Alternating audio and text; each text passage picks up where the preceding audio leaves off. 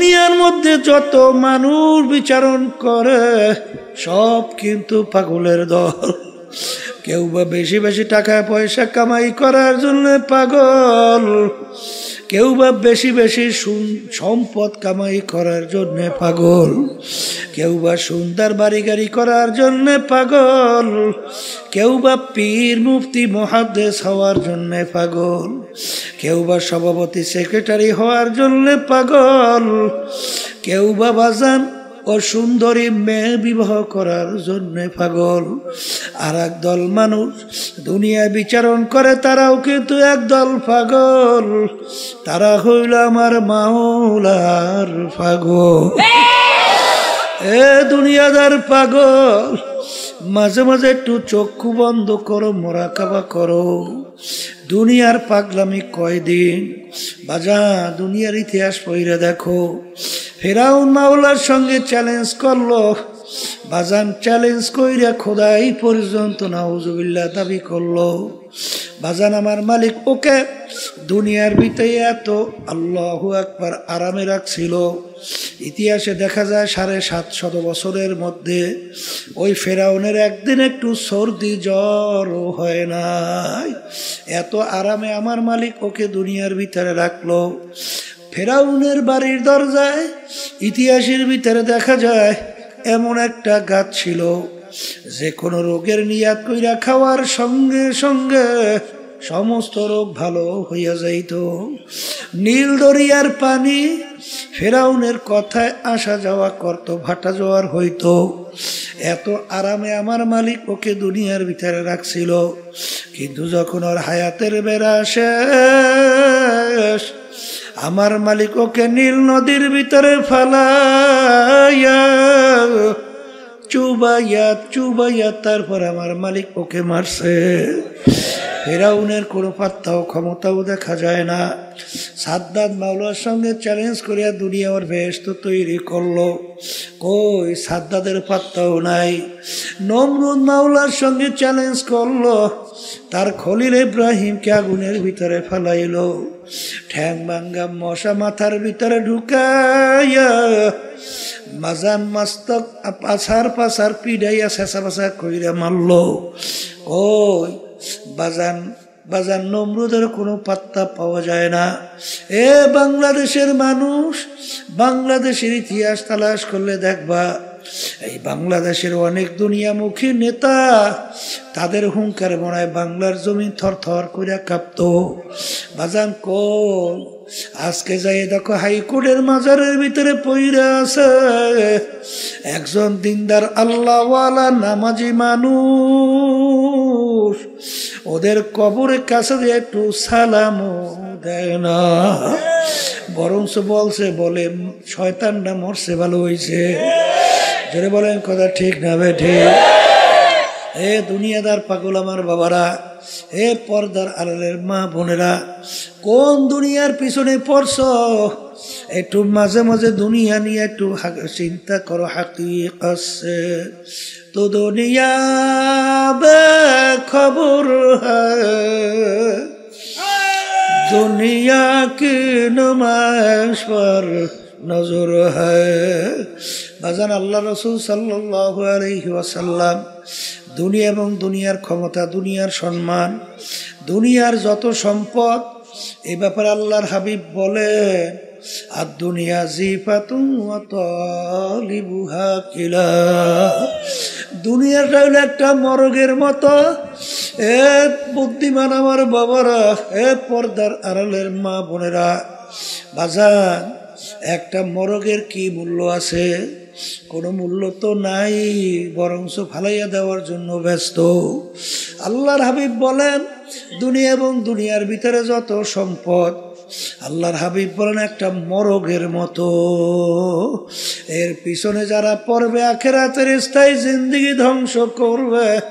আল্লাহর হাবিব সাল্লাল্লাহু আলাইহি ওয়াসাল্লাম বলেন ওইগুলা হইল কুকুরের দল। এই জন্য বাগান সাহাবায়ে কেরামদের ইতিহাস পড়লে দেখবেন, আল্লাহর হাবিব সাল্লাল্লাহু আলাইহি ওয়াসাল্লাম ইতিহাস পড়লে দেখবেন, কাফেরেরা যখন দেখলো আরে আল্লাহর হাবিব সাল্লাল্লাহু আলাইহি ওয়াসাল্লাম কোনো ক্রমই তাদের অন্যায়ের প্রতিবাদে চুপ থাকে না, বরঞ্চ বিভিন্ন কায়দার লোক সব তার কাছে জড়ো হয়। কাফেররা একত্রিত হইয়া পরামর্শ কইরা আল্লাহর হাবিবের কাছে 3টা প্রস্তাব নিয়ে গেল। 1 নম্বর প্রশ্ন, মুহাম্মদ সাল্লাল্লাহু আলাইহি ওয়াসাল্লাম, তুমি এক আল্লাহর উপরে ঈমান আনার দাওয়াত দাও, এতে আমাদের জন্য কোনো সমস্যা নাই।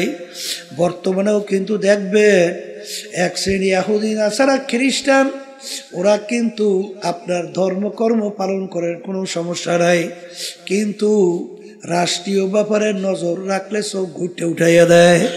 জোরে বলেন কথা ঠিক না বেঠি? কারণ আজীবন তোমরা গোলাম থাকবা, কেন তোমরা আবার রাজাগিরি করতে যাবা? এই জন্য বাজানদেরকে বলবো, তুমি ওই যে কথা অন্যায় প্রতিবাদ যদি না করো, তাতে কিন্তু দেখবা বিজাতির ওই বিভিন্ন দুনিয়ামুখী রাজনীতি দল দেখবা তোমাকে হাদিয়া দেবে, সম্মান করবে, কিন্তু যখন ওদের অন্যায়ের প্রতিবাদে কথা বলবা তখন শুধু হাদিয়া তো দূরের কথা, সুযোগ পাইলে মাইরেও পালায়। জোরে বলেন কথা ঠিক যাবে ঠিক?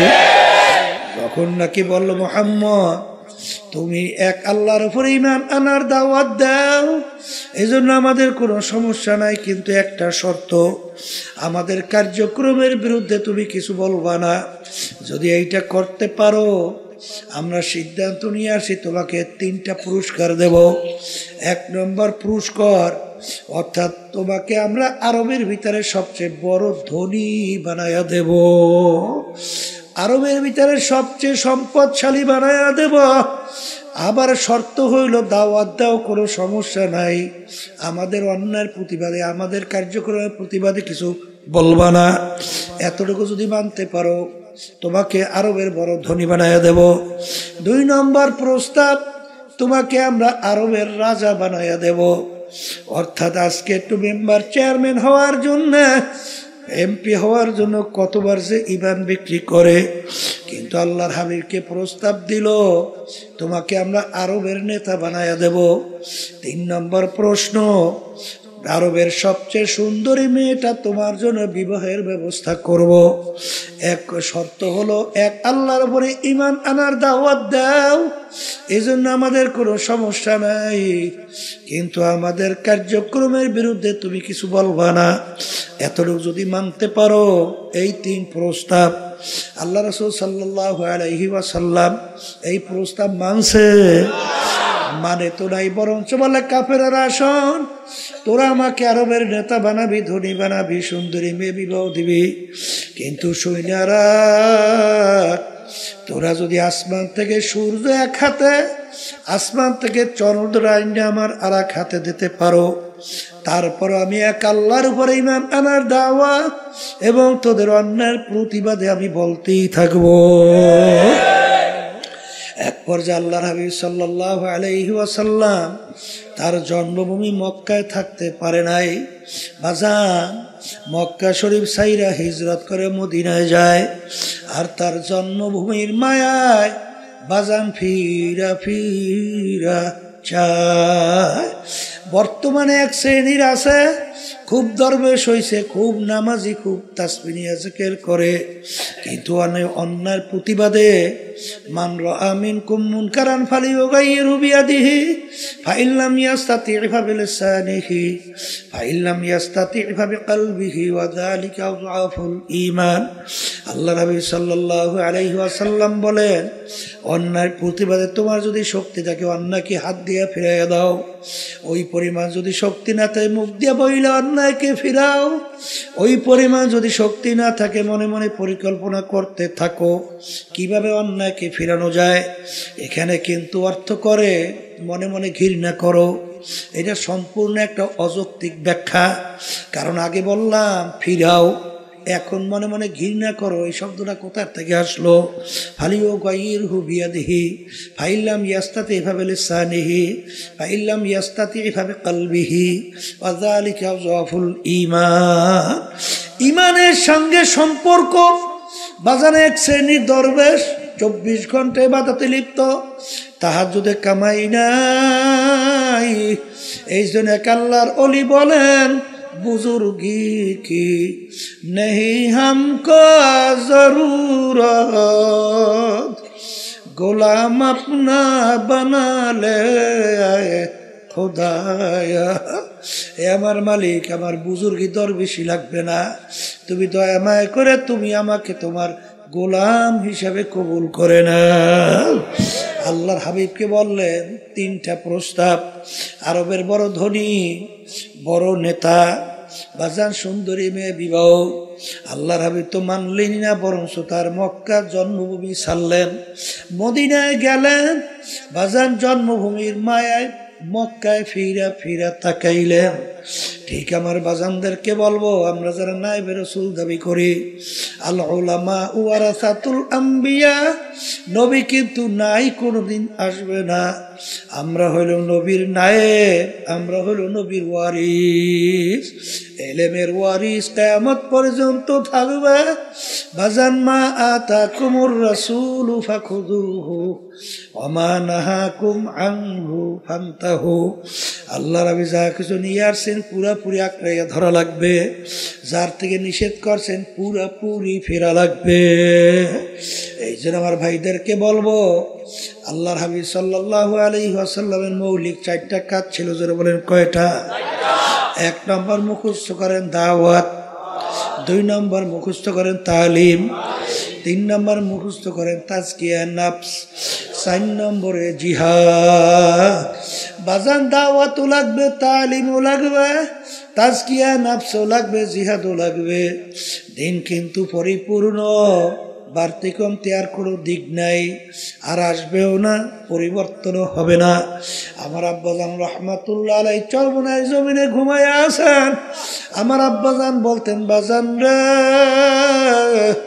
আমার মালিক বলছেন ওয়ালা তামুতুন্না ইল্লা ওয়া আনতুম মুসলিমুন খবরদার তোমরা মুসলমান না হইয়া কেউ মরিও না মুসলমান কাকে বলে বুয়াদ গরদান নেহাদান এনানে খদ বাদস্তে খাজাদাদা ঘোড়ার মুখে যখন লাগাম লাগাইয়া যখন লাগাম সাওয়ারি হাতে ছাড়ে ঘোড়ার নিজের ব্যক্তিগত বুদ্ধি চালাকি আর চলবে না সাওয়ারি যেভাবে চালায় ওইভাবে চলার নামই হলো লাগাম লাগানো এ কবরের যাত্রীরা হে পর্দার আড়ালের মা বোনেরা আমরা মুসলমান কালিমা পড়ছি লা ইলাহা ইল্লাল্লাহু মুহাম্মাদুর রাসূলুল্লাহ লা মাতলুবা ইল্লাল্লাহ লা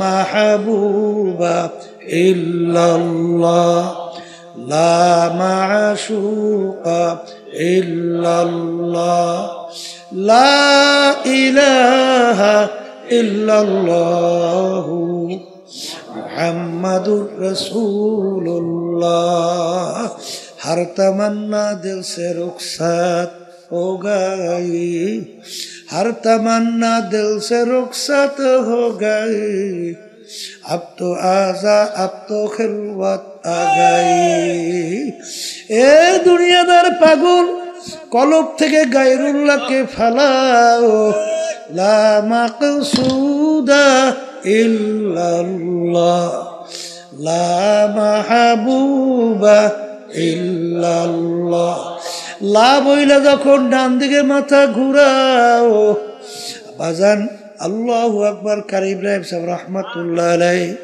তিনি বলতেন বাজান যখন লা বইলা মাথা ডানে ঘুরাও তখন খেয়াল করো কলব থেকে সমস্ত গায়রুল্লাহকে ফালাইয়া দিতেছি নাই নাই নাই আমার পীরগিরি নাই আমার মুহাদ্দিসগিরি নাই আমার মুফতিগিরি নাই আমার মুহতামিগিরি নাই আমার ইমামগিরি নাই আমার খতিবগিরি নাই আমার মেম্বারগিরি নাই আমার চেয়ারম্যানগিরি নাই আমার জমিদারগিরি নাই বংশের গরম নাই টাকার গরম নাই শিক্ষার গরম নাই নাই নাই নাই নাই আল্লাহ বাদে কে হো মাবুদ নাই হর তমন্না दिल से रुखसत हो गई अब तो अब तो खिलवत आ गई फसाओ फतारो इदिन कशफल गुबारो अफरसु तहत रजुलक महमारो ए दुनियादार पागल আমার বাবারা আজকে চক্ষু খোলা দুনিয়া আমি পরিচয় দে আমি কি কেউ পরিচয় দে আমি চেয়ারম্যান আমি মেম্বার আমি এমপি মিনিস্টার আমি অমুক তমুক সমুক আমি টাকার খম্ব আমি অমুক অমুক আরে আমি অমুক বংশের আমি মাতুকবার আমি সর্দার আমি অমুক এই পরিচয় কয়দিন দুনিয়াতে চলবে যে কয়দিন চক্ষু দুইটা দুনিয়ায় খোলা থাকবে সেই কয়দিন পরিচয় চলবে যেদিন তোমার বাড়ির পাশের মসজিদের মাইকে ঘোষণা হইতে থাকবে বাড়িওয়ালা নাই রে বাড়ি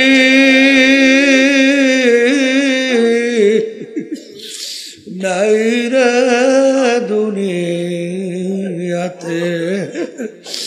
আল্লাহু আল্লাহ এখন তাকাইয়া দেখো কই তোমার টাকার গরম কই তোমার ক্ষমতার গরম কই তোমার বংশের গরম তোমরা কই নাই যে এই পাশের মাইক দূরের মাইক একরকমের শব্দ রাখতে বলি নাই বারবার দূরের সাথে এত বাড়াও কেন এই এত বাড়াস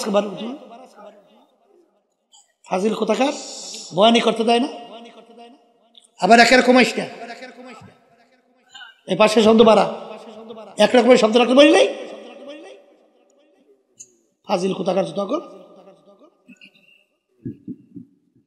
আল্লাহু আল্লাহ এ কবরের যাত্রীরা পর্দার আড়ালের মা বোনেরা দুনিয়ার জিন্দেগি কিন্তু একটাই বাজান একবার যদি কেউ কবরে যাইয়া ঠই গে বসো আর দ্বিতীয়বার দুনিয়াতে এসে আপিল কইরা জিতবার কিন্তু আর আশা নাই এ কবরের যাত্রীরা বাজান আমি আপনাদের সামনে প্রথম আয়াত শরীফ তেলাওয়াত করছিলাম আয়াতের ভিতরে আমার মালিক বলে আমি 18,000 কম বেশি মাখলুকাত সৃষ্টি করছি এর ভিতরে দুইটা মাখলুকাত সৃষ্টি করলাম কেন মানুষ এবং জিন এই দুইটা মাখলুকাত আমি সৃষ্টি করলাম একমাত্র আমার ইবাদতের জন্য সবাই বলি সুবহানাল্লাহ এ কবরের যাত্রীরা মালিক আমাদেরকে বানাইছেন তার ইবাদতের জন্য এখন বলতে পারেন হুজুর অন্যান্য মাখলুকাতগুলো আমার মালিক কেন বানাইলেন আমার মালিক অন্য আয়াতে বলেন ওয়া খুলিকা লাকুম মা ফিল আরদি জামিআ অন্যান্য মাখলুকাতগুলো আমি বানাইছি তোমাদের জন্য এ কবরের যাত্রীরা এ পর্দার আড়ালের মা বোনেরা বাজার সূর্য আমাদের মানুষের দরকার আছে না নাই একটা মানুষ যদি দুনিয়ায় না থাকে সূর্যের কিন্তু কিছু আসে যায় না বাজান গাছ আমাদের দরকার আছে না নাই মাছ আমাদের দরকার আছে না নাই গরু আমাদের দরকার আছে না নাই একটা মানুষ দুনিয়ায় না থাকলে গরুর কিন্তু কিছু আসে যায় না মাছের কিন্তু কিছু আসে যায় না সব বানাইলেন মালিক আমাদের জন্য আমাদেরকে মালিক বানাইলেন তার ইবাদতের জন্য বাজানে ইবাদত একটা আরবি শব্দ বাংলা অর্থ হলো মালিকের হুকুম অনুযায়ী চলা মালিকের হুকুম অনুযায়ী চলার নাম কি এ আল্লাহর বান্দারা পর্দা আলে মা বোনেরা আমার মালিকের হুকুম প্রতিটা মানুষের ব্যক্তিগত জীবনে আছে না নাই এ জোরে বলো আছে না নাই আমার মালিকের হুকুম প্রতিটা মানুষের বাজান পারিবারিক জীবনে আছে না নাই বাজান সামাজিক জীবনে আছে না নাই কামাইয়ের ব্যাপারে আছে না নাই খরচের ব্যাপারে আছে না নাই রাজনৈতিক জীবনে মনে হয় নাই এখানেও আছে এক শ্রেণীর বর্তমানে কিন্তু তারা বলে আমরা রাজনীতি করি না, হ্যাঁ তবে মানব রচিত কুফরি তন্ত্র মন্ত্র এই রাজনীতি করি না এটা বললে ঠিক আছে। কিন্তু বাজান রে, আল্লাহ নবী সাল্লাল্লাহু আলাইহি ওয়াসাল্লাম তিনি কিন্তু রাষ্ট্রপ্রধান ছিলেন কি ছিলেন না? তিনি কোন নীতি আদর্শ অনুযায়ী রাষ্ট্র চালাইছে? কি আল্লাহর নীতি আদর্শ অনুযায়ী। এই কথা ঠিক না বেঠি? আল্লাহু আকবার। আল্লাহ রাব্বুল আলামিন বলেন যে আমি ইসলামের উপরে রাজি খুশি। এখন আমার কাছে একমাত্র গ্রহণযোগ্য নীতি আদর্শের নাম কি? ইসলাম। এই নীতি আদর্শ আল্লাহর হাবিব রাষ্ট্র পরিচালনা করছেন। সাহাবায়ে কেরাম রাষ্ট্রপ্রধান ছিলেন কি ছিলেন না? কিন্তু যারা আজকে নায়েব দাবি কইরা বলে আমরা রাজনীতি করি না, এই আল্লাহর বান্দারা ভালো কইরা বুঝা শুই না তারপর বলা লাগবে। কারণ খোদা না কাজটা যদি এই কথা বলো তাহলে আল্লাহর হাবিবের এই কাজকে তুমি অস্বীকার করো। জোরে বলেন কথা ঠিক না বেঠি? রাষ্ট্র পরিচালনার মধ্যে বাজান শত শত কোরআনুল কারীমের ভিতরে আয়াত আছে না? যদি রাষ্ট্রের ভিতরে তুমি এইটা বাস্তবায়ন না করো, এইটা বাস্তবায়ন করবে হিন্দুরা, খ্রিস্টান, অন্য বিজাতি। বাজান দরবেশি বুজুর্গি আমার মালিকের দরবারে কোনো দাম নাই। আল্লাহ রাব্বুল আলামিন তার রাসূলের উপদেশ দিয়েছেন আবদুহু ওয়া রাসূলুহু, আগে আমার বান্দা তারপর আমার রাসূল। জোরে বলেন কথা ঠিক না বেঠিক? সবচেয়ে বড় মর্তাবা, সবচেয়ে বড় সম্মান, এর বড় পদ হইল আবদিয়াতের দরজা। জোরে বলেন কথা ঠিক কিনা? এই জন্য আমার ভাইদেরকে বলবো, পর্দার আলেম মা বোনদেরকে বলবো, বাজান মালিক আমাদেরকে বানাইছে তার হুকুম অনুযায়ী চলা। এ কবরের যাত্রীরা, এ পর্দার আড়ালের মা বোনেরা, কোনো দলাদলি বুঝি না। তোমার কবরে তুমি যাবা, আমার কবরে আমি যাব। তোমার কবরের প্রশ্নের উত্তর তুমি দিবা, আমার কবরের প্রশ্নের উত্তর আমি দেব। কিন্তু ওয়ালা তামুতুন্না ইল্লা ওয়া আনতুম মুসলিমুন, খবরদার মুসলমান না হইয়া কেউ মরিও না। আল্লাহ না আমেরিকা না লন্ডন সে গুলফাত, হামি মস্তে মদিনা কার খোদায়া। এ মুসলমান আমার বাবারা, পর্দার আড়ালের মা বোনেরা, দুনিয়ার যে কোনো প্রান্তে মানুষ থাকলে সেকেন্ডের মধ্যে যোগাযোগ করা যায়। আর তোমার আমার বাড়ির দরজায় আমার আম্মা ঘুমায়া রইল, আমার আব্বা ঘুমায়া রইল, আত্মীয় স্বজন ঘুমায়া রইল, কই আজ পর্যন্ত খবর দিতে পারে না, নেতেও কিন্তু পারলাম না। এই জন্য আমার বাজানদেরকে বলবো, আল্লাহ নবী সাল্লাল্লাহু আলাইহি ওয়াসাল্লাম তার অল্প বয়সে তার দাড়ি মোবারক পাইকে গেল, তার পিঠ মোবারক গুজা হয়ে গেল। সাহাবায়ে কেরাম বলে, আল্লাহর রাসূল এত অল্প বয়সে আপনার দাড়ি মোবারক কেন পাকলো, কেন আপনার পিঠ মোবারক গুজা হলো? আল্লাহ নবী বলেন, আমার সাহাবারা, আমি রাসূল যা দেখি তোমরা তো দেখো না, আমি রাসূল যা জানি তোমরা তো জানো না, আমি রাসূল যা শুনি তোমরা তো শোনো না। আরে যারা আমার উম্মতরা ঠিক মতো 5 ওয়াক্ত নামাজ পড়ে না, যারা আল্লাহর হুকুম রমজান মাসের রোজা রাখে না, যাদের উপরে হজ যাকাত ফরজ হওয়ার পরেও ঠিক মতো যাকাত দেয় না, আল্লাহর হুকুম পর্দা ফরজ ঠিক মতো পর্দা করে না, আরে সুন্নাত তরিকে চলে না, হারাম হালাল তমিজ কইরা খায় না, চলে না, তাদের ব্যাপারে আমার মালিক যে আযাবের ঘোষণা দিছে, যেই জাহান্নাম তৈরি করছে ওই 1 সেকেন্ডের আযাব সহ্য করার শক্তি দুনিয়ার কোনো মানুষের না। আমার উম্মত কিভাবে জাহান্নামের আগুনের ভিতরে জ্বলবে, এই চিন্তায় চিন্তায় আমি রসুলের দাড়ি পাইখা গেল, আমি রসুলের পিঠ গুজা হয়ে গেল। এ কবরের যাত্রীরা, আল্লাহর হাবিব কিন্তু তার নিজের চিন্তায় দাড়িও ফাঁকে নাই, তার নিজের চিন্তায় পিঠ মোবারক বুঝা হয় নাই। তোমার আমার চিন্তা আল্লাহর হাবিবের দাড়ি মোবারক পাইখা গেল, পিঠ মোবারক গুজা হয়ে গেল। আমার বাজানদেরকে বলবো, পর্দালে মা বোনদেরকে বলবো, কি যাতনা বিষে বুঝিবে সে কিসে, কি যাতনা বিষে বুঝিবে সে কিসে, কবু আসি বিষে ধ্বংসিনী যারে। বাজান তোমার আমার চেষ্টাও নাই, চিন্তাও নাই, এই জন্য চোখেও পানি নাই। ধরাকে সরা জ্ঞান মনে করো না, যা মনে করে তা করো, কিন্তু মনকে বুঝো রে মন, দুনিয়া কিন্তু থাকার জায়গা না, কেউ কোনোদিন থাকতে পারে নাই, কেউ কোনোদিন থাকতে পারবেও না। কিন্তু নাফরমান হইয়া যদি কেউ কবরে যাইয়া শুইয়া বসো, আরে আমার মালিক বলেন এই কবর কিন্তু আসল কবর থাকবে না, নাফরমানের কবরের ভিতরে জাহান্নামের আগুন এসে ভইরা যাবে। আল্লাহ আপনি আমাকে আমাদের সবাইকে মাফ করে দিন। আল্লাহ তোমার আমার চিন্তাও নাই, চেষ্টাও নাই, এই জন্য চোখের মধ্যেও পানি নাই।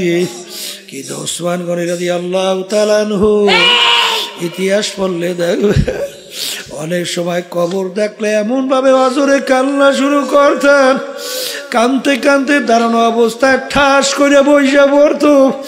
লোকেরা বলে আমির কবর দেখলে এরকম কেন, আমি অস্থির হইয়া। তিনি বলে, ও আমার সাথীরা, আখিরাতের যে কয়টা ঘাটি তার প্রথম নম্বর ঘাটি হইল কবর। এই কবরে যার সঙ্গে ভালো ব্যবহার হবে, সামনের ঘাটিতেও ভালো ব্যবহারের আশা করা যায়। এই জন্য আমি কবর দেখলে সহ্য করতে পারি না। যেই মামলার তদবির নাই, সেই মামলারও কিন্তু খালাস নাই। আল্লাহর নবীর ইতিহাস পড়িয়া দেখো, সাহাবায়ে কেরামদের ইতিহাস পড়িয়া দেখো। বাজান ওমর ফারুক রাদিয়াল্লাহু তাআলা আনহু, মাওলার ভয়, তার আযাব গজবের ভয়, কানতে কানতে গাল মুবারকের ভিতরে 2টা কালো দাগ পড়ছিল। লোকেরা বলে আমির ঔষধ লাগান ভালো হবে। তিনি বলে, আমার সাথীরা, কিয়ামতের ময়দানে মালিক যখন জিজ্ঞাসা করবে, ওমর কি আমল নিয়া, বলবো মালিক তোমার ভয়, তোমার জাহান্নামের ভয়, তোমার আযাব গজবের ভয়। কানতে কানতে গালে দাগ পরে নিয়ে আসছি। বাজার এই ওমর ফারুক রাদিয়াল্লাহু তাআলা আনহু ইতিহাস পড়লে দেখবা রাস্তা দিয়ে হাঁটতেন, ভেজা কুটা নাড়া হাতের ভিতরে উঠাইয়া তাকাইয়া তাকাইয়া 2 চোখের পানি ফালাইয়া কান্দে আর বলে, ভেজা কুটা নাড়া তুই আমার চেয়ে অনেক ভালো, তোর কোনো হিসাব নাই, নিকাশ নাই, বেহেশত নাই, জাহান্নামও নাই, কিন্তু আমি ওমর মানুষ, আমার মালিকের সামনে দাঁড়াইয়া হিসাব দেওয়া লাগবে। এ ভেজা কুটা নাড়া তুই আমার চেয়ে অনেক ভালো। যেই মামলার তদবির নাই তার কিন্তু খালাস নাই। আল্লাহর ওলিদের ইতিহাস পড়লে দেখব তারা কানতে কানতে আমার মাওলার কবরে চলে গেল। বাজান কোন দুনিয়ার পিছনে পড়ছ? দুনিয়া কিন্তু ফাঁকি, দুনিয়া কিন্তু ফাঁকি। পিছনের দিকে তাকাইয়া দেখো ল্যাংটা হইয়া দৌড়দৌড়ি করছিলাম, মনে পড়ে কি পড়ে না? ওদিকে এখন আয়নার সামনে যখন চেহারার দিকে তাকাই দেখি কাঁচা দাড়িগুলো পাইকা সাদা হইয়া গেল, আখারে দাঁতগুলা পইরা বোকরা হইয়া গেল। আরে এখন লাঠি নিয়ে অনেকে ঠ্যাক দিয়ে হাঁটা লাগে। এরকম করতে করতে একদিন ঘোষণা হবে, আরে বাড়িওয়ালা আর বাড়িতে নাই। এই জন্য আমার বাজানদেরকে বলবো, কিয়ামতের ময়দানে একজন আর একজনকে জিজ্ঞাসা করবে, ভাই কামলা বিছনা, আমরা দুনিয়ার ভিতরে কতদিন ছিলাম? একজনে বলবে লাবিসনা ইয়াওমান আও বা'যা ইয়াওম, একদিন অথবা একদিনের কিছু অংশ আমরা দুনিয়ার মধ্যে মনে হয় ছিলাম।